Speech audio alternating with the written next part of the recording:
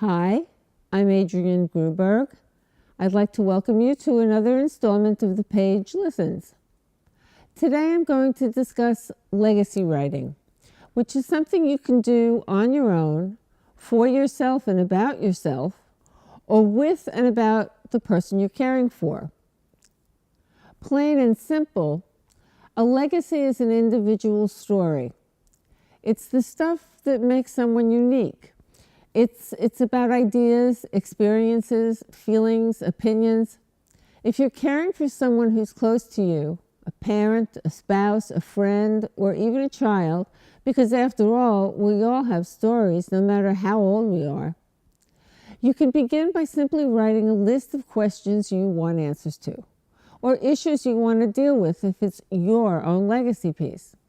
For example, if you're writing something with your mother, for your own family's information, some questions you might want to start off with would be, what are your earliest memories? Who were your favorite movie stars?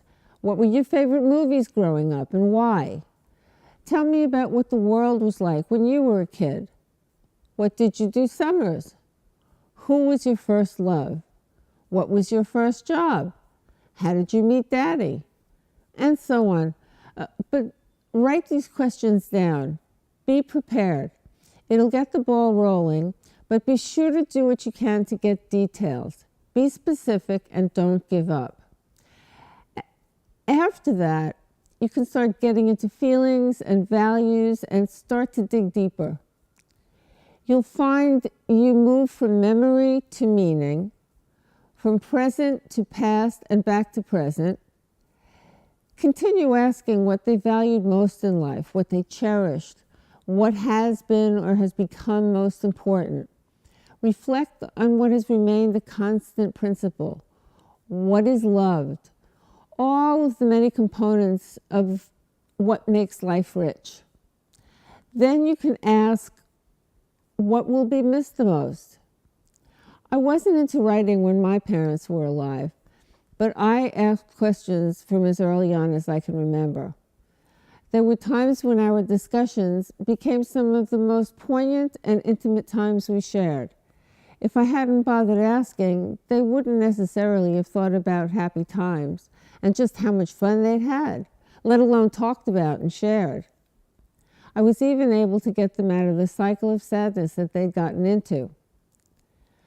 There were questions I asked my mother about her childhood home in Europe. Specifically, what did your house look like? It was clear to me she hadn't given that part of her life a thought since she came to this country. She had no recollection of where she'd spent her first 11 years. But I wanted to know. I probably felt I needed to know. And I wanted to hear it from her, for her, and to be with her to share this experience. I wanted to know for me. I wanted to know for my niece and my nephew. I wanted her to look back and see how far she'd come since then, to see what a good life she'd actually had, and remind her of all the valuable things that had happened to her in her life. I even hoped it would bring us closer together.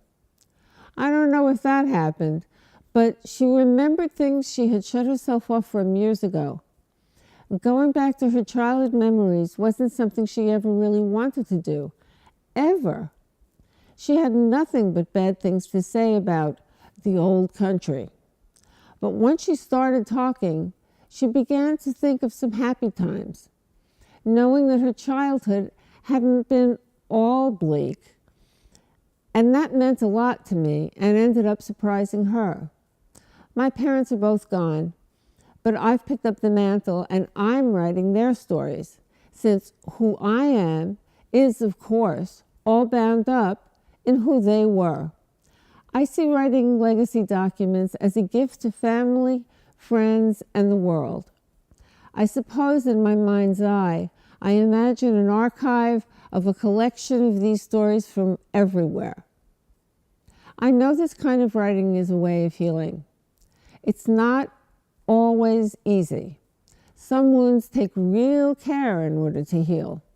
but it's a chance to take the responsibility for your life, and this kind of reflection can lead to apologies or acknowledgments that can open up channels of communication where there had been nothing but anger or resentment within families.